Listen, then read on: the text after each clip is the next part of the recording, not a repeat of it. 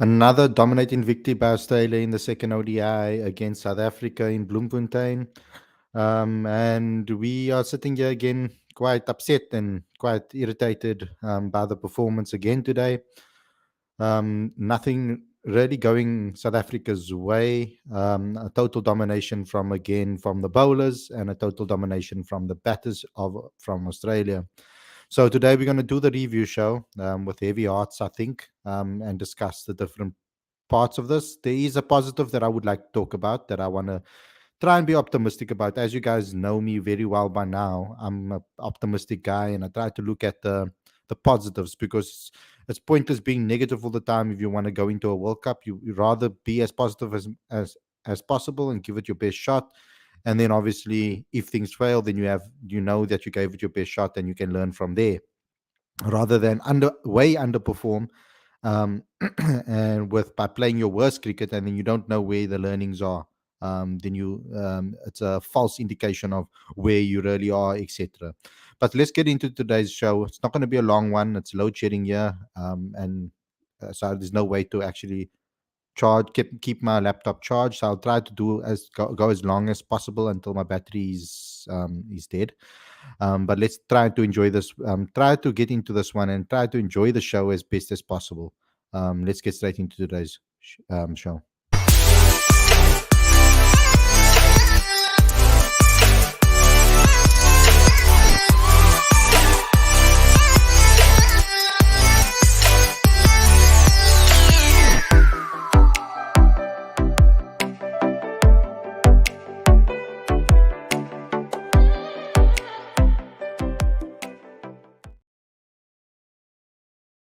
Very good evening and welcome to Cricket Fanatics Magazine. This is your daily show. I'm your host Khalid Moedin, and this is the show where we talk about everything that has to do with the second ODI defeat between South Africa and Australia. So for the guys that didn't get to watch the match, I'm going to give a quick summary.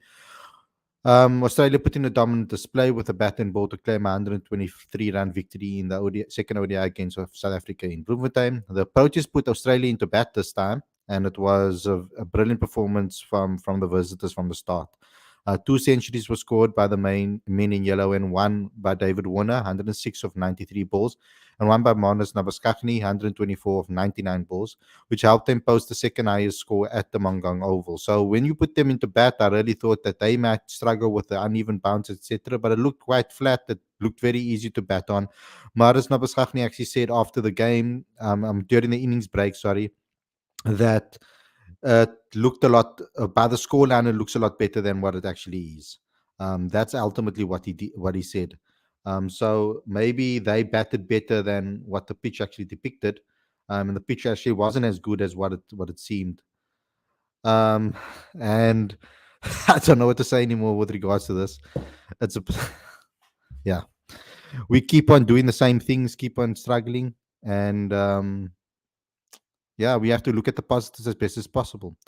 Let me continue with what happened. There were two other handy contributions, one at the top of the order and one in the middle to lower order, which was integral to their batting performance. A 109-run partnership between David Warner, I wish it was David Miller, David Warner and Travis Head, 64 of 36 balls he got the Aussies off to a flyer before a double wicket over from the Shamsi reduced Australia to 109 for 2 after 12 overs. Then came a record third wicket partnership between the two Centurions. It was 150 runs of 124 deliveries, which took Australia to 260 before Warner was bowled by Andile Pechelquayo. It was quite surprising that Andile Pechelquayo was added into the squad and straight into the 11 because of the missing Magala. Because Andile hasn't played an ODI, I think, in over a year. He lost his national contract too. So it was quite strange to see where this came from all of a sudden out of nowhere. But it is what it is. I mean, he didn't bowl too badly in this particular match. I'll go through the stats a little bit later just to give you guys a quick summary of what happened there.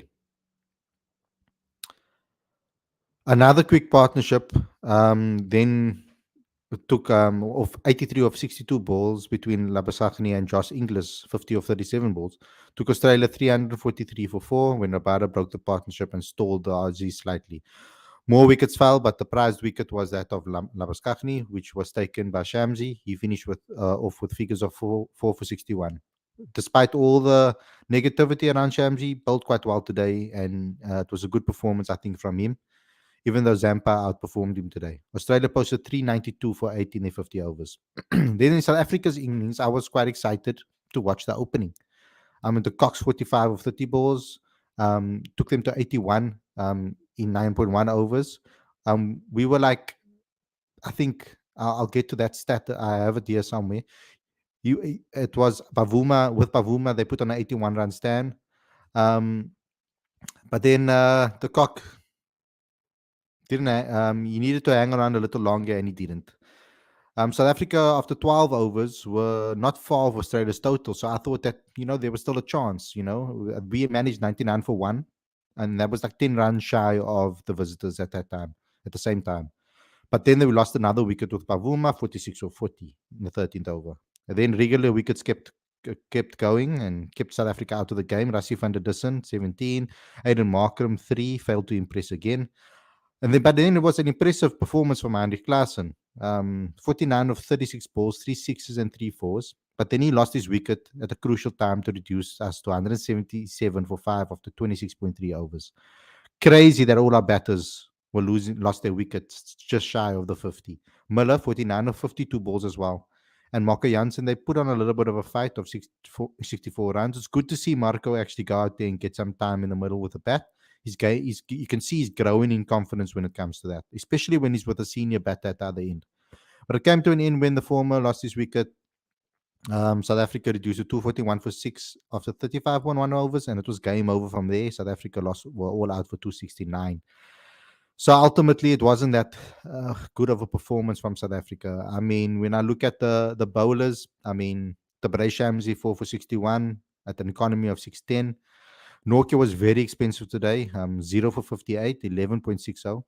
Marco Jansen, he needs to work on his consistency because he does get like certain, he goes really well and then all of a sudden he loses his way and then he goes really well and he bowls some decent deliveries. He just needs to pick up that consistency. Overall, 1 for 63 is not too bad with a 7 economy, but he can do better. He needs to learn to pick up that consistency. Markram had a poor game today, not for 78 in 7.80 with a 7.80 economy rate. He didn't really play well with a bat or ball today. And Andila 1 for 50, 7.14 economy rate after 7 overs.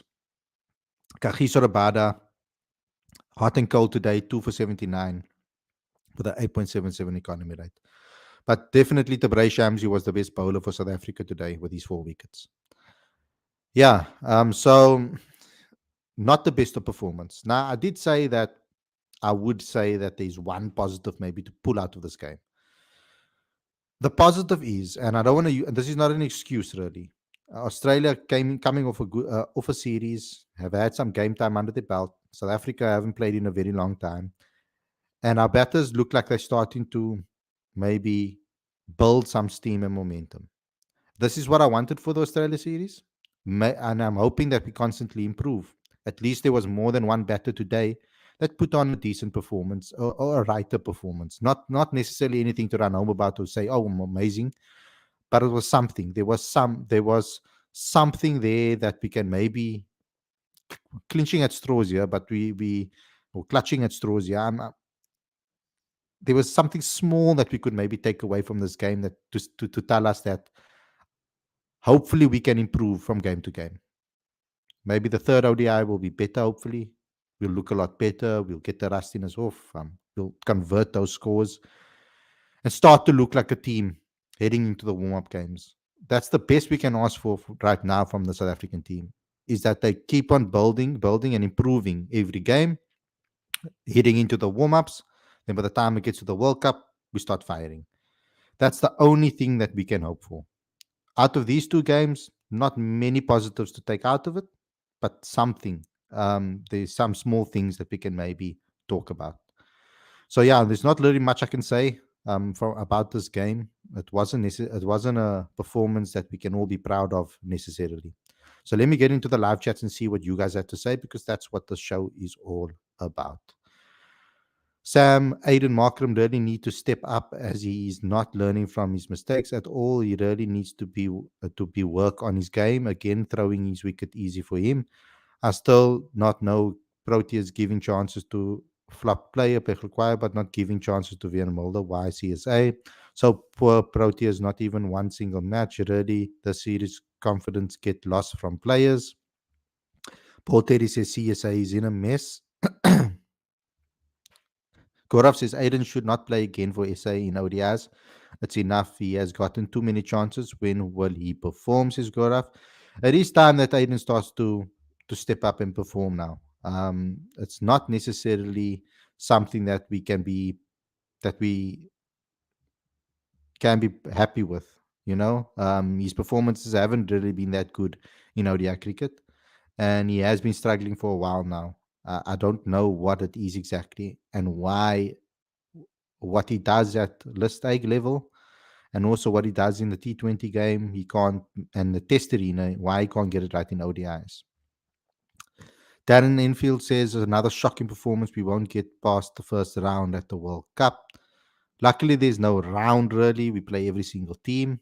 So we're just going to have to endure this for the entire tournament if we do continue playing like this. Rabada, Nokia, all of them should go and go play domestic cricket. We're only embarrassing ourselves by playing. Lawrence says, Khalid, we are a mess. Batting and bowling seem so difficult to do at the moment. Australia made 3 changes plus missing 4 of their stars, yet they're still dishing out hidings to our first 11. Embarrassing. Gaurav saying, till when will we see this mediocre cricket? Australia not playing their 5 main players, still outplaying our best team. What bowling coach doing and what is Rob doing? Associate team is better than us. Every match performance is getting more worse. Rassi plays way too slow, really slow starter, finishes all the momentum. Um, why Andile playing guy isn't in World Cup squad? That's what's the point? That was quite a strange selection for me.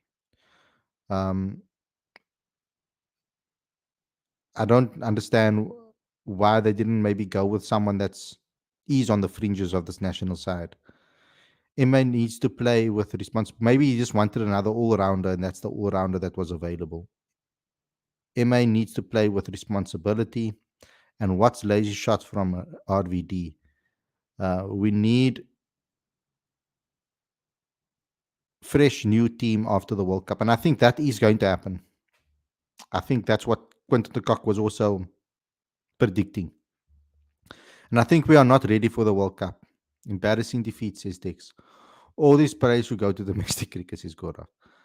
What we want here of Mulder, Dewald, or Tristan, what we get Andile, says Dex. 5-0, 0-5.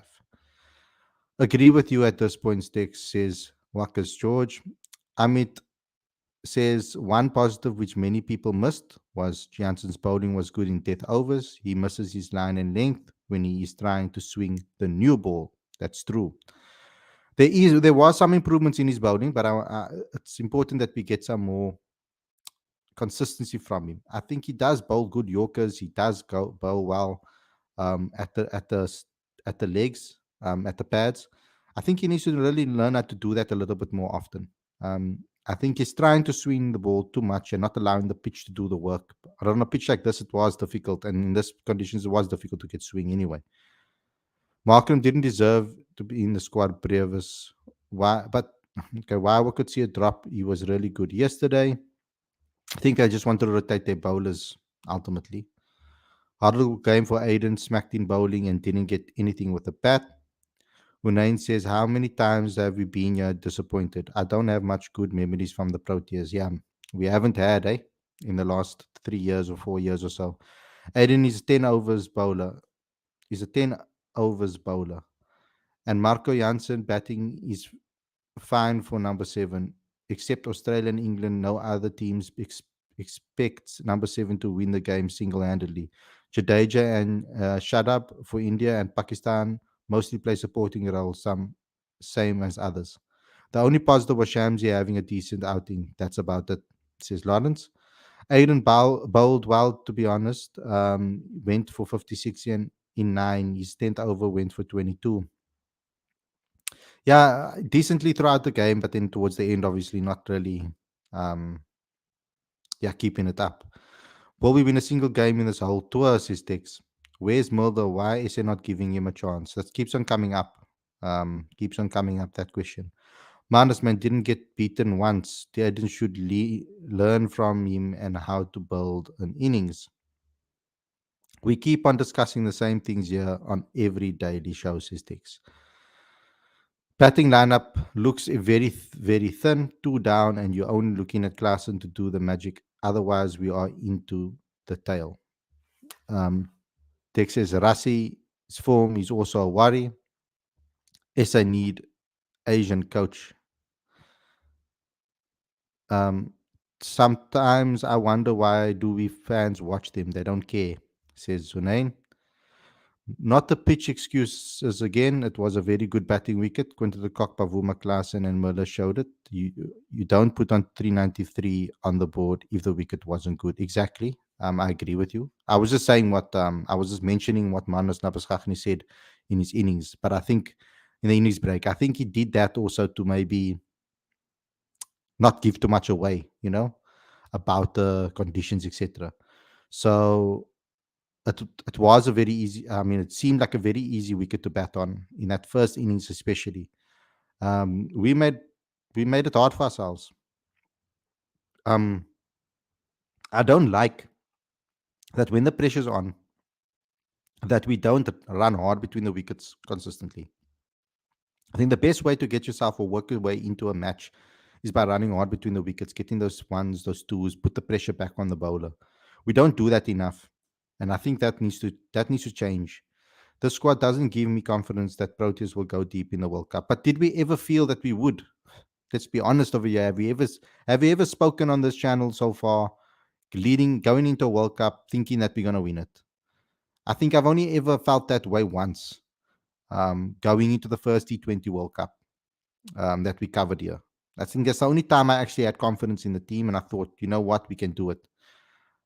Other than that, we haven't really shown enough. Now, there is maybe some optimism that we can look at. Perhaps this is as worse as it gets, and we only get better from here on out. Will Rassi continue playing like this?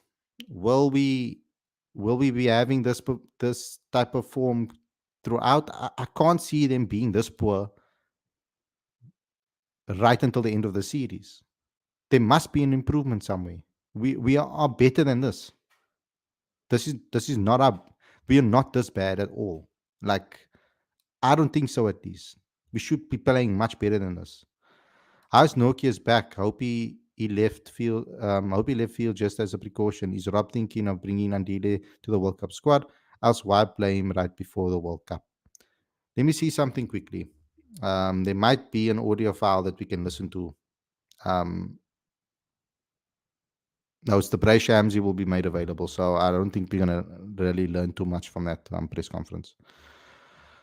I'm surprised with Antile's inclusion as SA. He is not in the World Cup squad. I'm not criticizing, but just surprised. I was surprised as well because the obvious answer was because Magala is injured still. He has a knee problem, and that's why they brought in another all rounder, and Antile was available. So I won't be surprised if Australia scores 350 plus again in Poch if they bat first.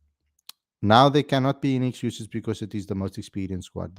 Yes, like the only slight thing you can maybe say is that they're rusty, but even with that, even with the lack of game time, they've been playing T20 crickets around the world and still playing cricket. It's not like they haven't. So there's no real excuse over here other than the fact that maybe Australia came in here with games behind ODI matches behind them, and South Africa haven't really. That's maybe the only thing we can maybe think of, but it's not even enough for me to even use it.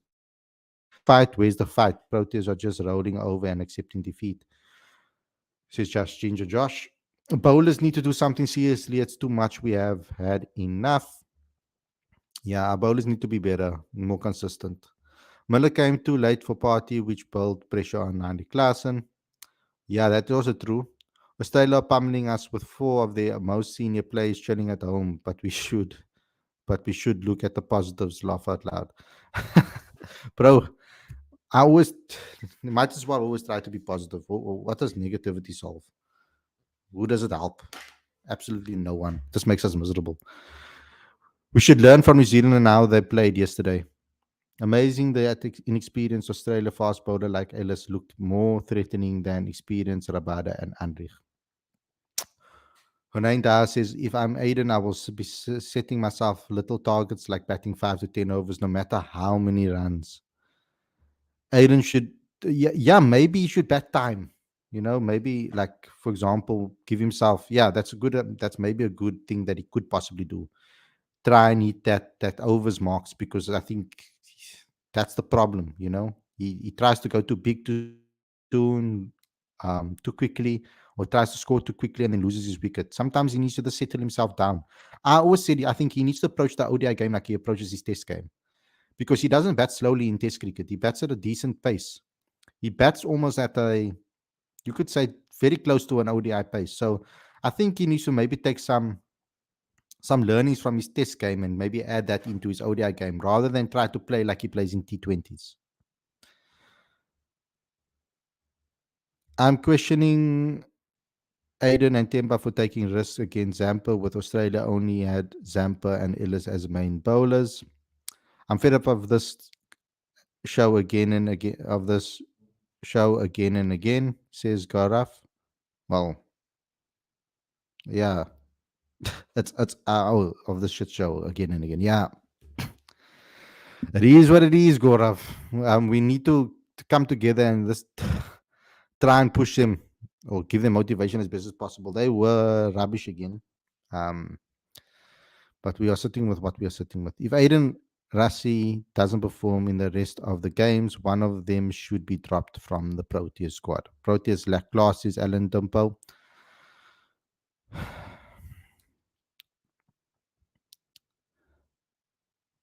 While we talk about players, we need to also address the fact that we play very series. Look at other countries' calendar. We play very little series. Yeah, how can we improve this way? Not an excuse, but a fact. It's a fact. Yes, like we haven't played much cricket either. It does hamper us a lot. SA 11 should be in the World Cup. Pavuma, De Kock, Van der Dussen, Brevis, Klaassen, Strabs, Muller, Kutsia, Rabada, Nokia, and Shamsi. I know you guys want to see Brevis in the teams as quick as possible, but I really do think that Brevis needs to play a list A games for the Titans first before he gets called up into the ODI side. I think good for SA, but before the World Cup, SA team really strong going into the World Cup. Too much confidence. Only this World Cup, unconfident. Good for SA. that's that's a interesting way to look at it, Saif. Hopefully, I'm worried Rassi's time is done and that is downhill from here. Bowling is major issue. What's happening? Australia making us look like associate team. What happened to Nokia? Um, Yeah, he came out to bat, so I think he should be fine. Maybe this adds some stuff back. The squad can't even give competition to Sri Lanka and Bangladesh, says Gaurav. Why plan delay if he isn't in the World Cup squad? Yeah, we spoke about that already. Batting in India would be much easier, so I'm not so worried about the batting. It's the bowling that scares me. It looks decent on paper, but they lack accuracy and plans for specific batsmen, says Sohail Hamza. Um,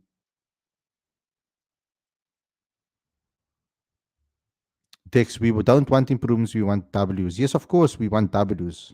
But the only thing we can take right now is improvements. Rassi hasn't scored 100 in the last 7 games, and people are calling for his head. Rob's white ball record looks terrible at the moment. Small sample size, I know. We need confidence ahead of the World Cup. 3 huge games remaining. Things surely can only get better. And that's the only positive I can take, is that hopefully it gets better. Hopefully it, we improve and we get better. Um, it's the only thing I can hope for right now. Why not get Vernon for the seam bowling, looking like we did in Pakistan? Yeah, we should. I mean, Vernon was talking some sense on the commentary about the bowlers and what plans they should use and etc. And when the bowlers actually did what he was actually saying, it actually worked. Rob was talking about attacking cricket. Instead, we are getting attacked. Would you say we were better under Boucher so far since he left? Um, yeah, but I mean, Boucher had a lot more to work with, than Rob. He had a better squad. We need swing bowlers. Is there not one bowler in domestic cricket who can swing the ball? I mean, yes, Bayes Swanepoel can swing the ball, um, but he only bowls like in the 135s, 136s. He doesn't really get it up to 140 plus. So he is someone, and he can bat too. Might be an option for the future. As I said yesterday, they can play 8 white and 3 players of color as they are already behind in numbers. Our batting lineup so short. Maybe Klassen should be to move to number 4, considering he's good form, and Aiden should come at 5. Perhaps. The problem is we don't have another middle order batter in the squad. That's what's my concern. So even if you drop Aiden, would you bring in Riza bats at where? Riza then bat at 3 and Rassi at 4. Um, okay, so I'm gonna play this audio file for you from Tabaraj. Let's see what he said after the game when it gets released. Man, his knee injuries are what is something the fast bowler doesn't just recover from. We need a fit Magala. If he isn't, he should get replaced. But that replacement will most likely be Andile. Imagine clubbing Rassi and Malcolm together in ODIs. Laugh me aloud out. Aiden's batting is more suitable for number 5. Rassi isn't the problem here. I think Rassi just needs some form. He needs to get going. That's all. Arnold says the sad reality of South African media will go on about 4 batsmen ending on 40s, but not putting blame to our bowlers. They've been poor for the longest time. But I've said our bowling's been poor.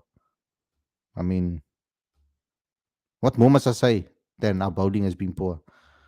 We lost Test series to Australia after 15 years, got whitewashed in T20 for the first time, and now losing ODIs after 12 years, says Gaurav. If you don't talk about passion to play for the country, how many of these guys are looking at opportunity to play for CSA? Not many, as they get all the money from leagues. Why would they be bothered?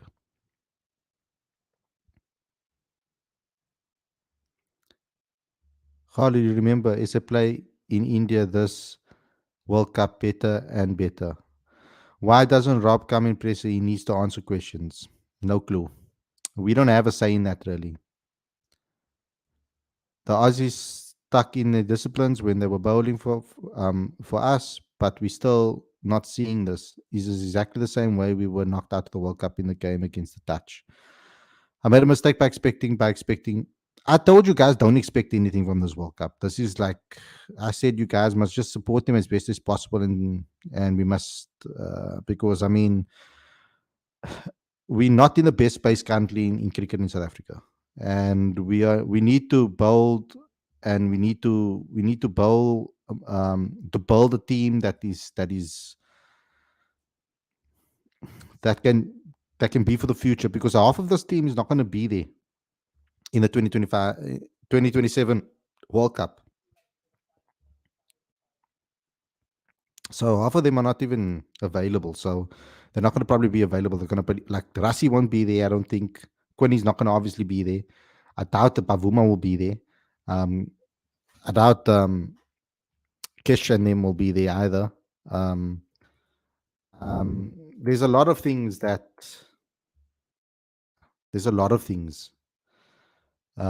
won't be the same. And I think after this World Cup, I think there will be a exodus. Um, and I think we'll be working on building a next generational team that can take us to the 2027 World Cup. I think that's ultimately what I think will happen. I'm not sure if it will, but that's what I presume will happen. And I hope it does, because I think we've never actually gone and built a team and let them grow together, etc. Okay, so let's hear quickly what Shamsi has to say before I call it the show. Um, let's see what Shamsi said on today's in today's presser.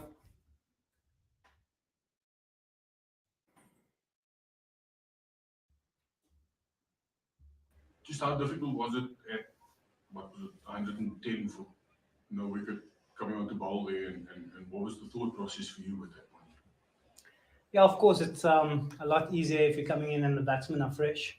But the boys are out there trying their best, and everyone's chosen to do a job. Of course, it would be nicer to bowl um, at guys that were not set, but I also have to do the job. So yeah, it wasn't easy, but I'm glad I was able to break that partnership and take 2 wickets quickly. I know you're somebody that enjoys the contest. You got into it a little bit with Manus out there. Do you think it sort of worked against you in the fact that it might have got his competitive juices going and got his focus going, because you seemed to play quite well after that? No, not at all. I was just asking him if he's looking forward to being in Poch. I know he's from that region. No. Yeah, look, I just find that I play my best cricket when I'm in the contest, and it's always never crosses the line. It's just a little bit of banter on the field. If that gets me more focused and a little bit more charged up. We're playing for our country. That's the reason why you're gonna see a little bit more of that from me. I think in the recent past that's slightly gone away from that in my game. So I just want to make sure that I'm playing cricket on my terms and not on anyone else's terms. The most with the ball flying all over, and you were waiting your turn. Do you try and make some plans that you think you're going to do? Try this or what? Yeah, I think that's why we have our pre-game planning and all those kind of things. Of course, you plan for worst case scenario, but today they were flying at one stage. But as a bowler, that's your job. Today it was my day to take wickets. The next time it might be my day to go for runs. That's just how the way the game goes. But the one thing that I kept on reminding myself is when we had played against England previously in Bloemfontein, it was always high scoring games. So that's the one thing that I think we all knew that it's fine. The ball is flying around and we're struggling to get a few wickets, but our batsmen are also capable of chasing the score down as we did previously. And for you yourself, it's good for your confidence after the T20s. It's part of the old shadows back now. Yeah, I don't think I went anywhere. I suppose every It's a every different format as well. yeah, of course. I think it's something new for me as well. To be honest, I don't think I've felt that sort of a little bit of a dip ever since I've joined the Proteas or in my career. But upon reflection, I've done a lot of thinking and said to myself that there's no cricketer in this world, whether he's a legendary cricketer or a very good cricketer, that hasn't gone through a dip in their career. It happens. Everyone else is out there looking to do their best. It's just my moment to ride out the tough times for a bit because I know when the good times come, I'll be flying. Hi Shamsi, unfortunate results in this series and the one before. As one of the senior players in the team and one of the leaders, how do you get everyone mentally in the game again for the series that to come, as well as the World Cup, and just knowing that you can still do it? There's still hope. Of course, there's hope. There's 3 games left to go, and there's nobody that says that we can't win this series 3-2. We've said from the beginning, before the first game was played, then we're looking to win this series 5-0. Yes, the results haven't gone our way, What? but it's definitely not from a lack Oh, of that went terribly practice, bad. definitely not from a lack of training and planning and stuff like that. So the work ethic of the guys in the change room has been unbelievable. The work ethic of the management and the coaching staff has been unbelievable. Yes, the results haven't gone our way. I'm sure you guys are disappointed. The people at home are Yes, we are disappointed, and very so are we. disappointed. But the series is still alive, and you're gonna see us coming back and trying to win the series 3-2. That's for sure. Oh, Hi, Shamsi. I just wanted y- to know, is there anything that you you guys are going to have to put in a magnificent performance to win this 3-2. You guys have to turn things around, talk to each other, come up with better plans with the bowlers. Bowl as a unit, better batting plans. You have to change a lot because this isn't this Australia's best team, but this is our best 11. So there's going to have to be a hell of a shift and a hell of a shift. Personally would have done differently this day to win the series? Well, look, I think we all tried everything that we could. It was a tough day out for the bowlers. So we've gone through all the planning that we did. I think, if I'm honest, we lacking a little bit with our execution. So the plans are in place.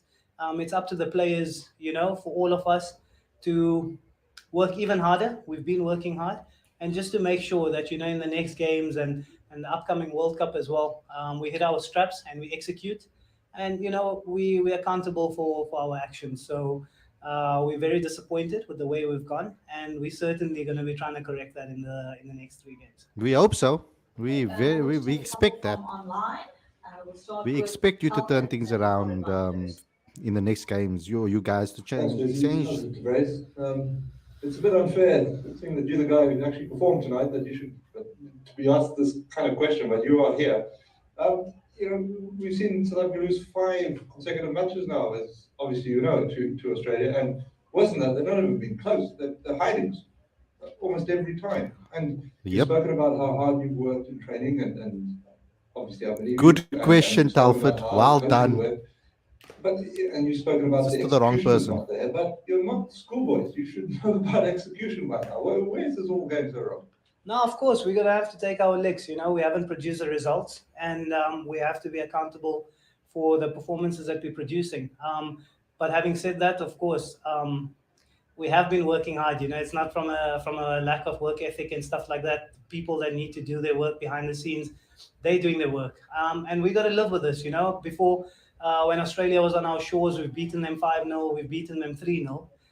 This time around, the shoe's on the other foot, and we're going to have to make sure that we come back firing in the next 3 games, and put our hands up. We haven't been good enough, and it doesn't mean we aren't good enough. We just have lacked that execution. If I can repeat myself, because I think, upon reflection and the way I see it, that's all it is.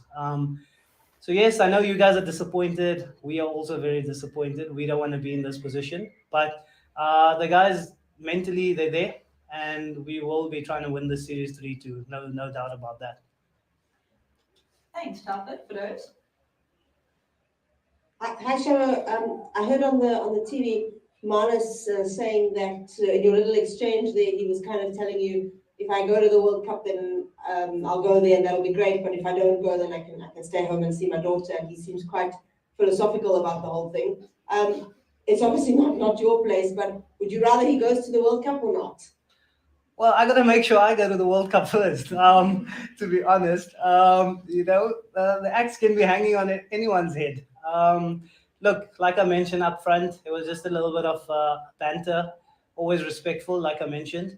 And, we got to have a little bit of that. Australia, South Africa is always, tough contests. And we've always in the past played like that. So, yeah, I just want to stick to the tradition and respectfully just play hard, because, of course, they're hard out there.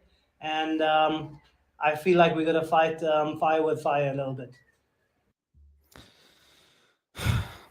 Terrible. I don't know.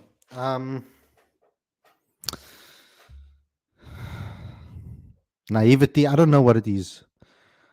There's a lot's going to need to change for us to turn things around and win this 3-2. This is not Australia's best 11. Maybe there's a bit of complacency because they know they made the World Cup squad. And Australia, they've got a lot more people that can take anybody's spot at any moment. And so they are almost like, even though the squad's been announced, they're almost like they are still fighting for a position to make it there, to change the selectors' minds. And they're just playing with a lot more intensity and a lot more consistency. They're putting in the consistency, and they are applying the game plan to perfection, where South Africa isn't. We're going to need to improve drastically if you want to turn the series around. We really, really have to. Shamo did well today, but other than that, flashes here, flashes there. Poor performance.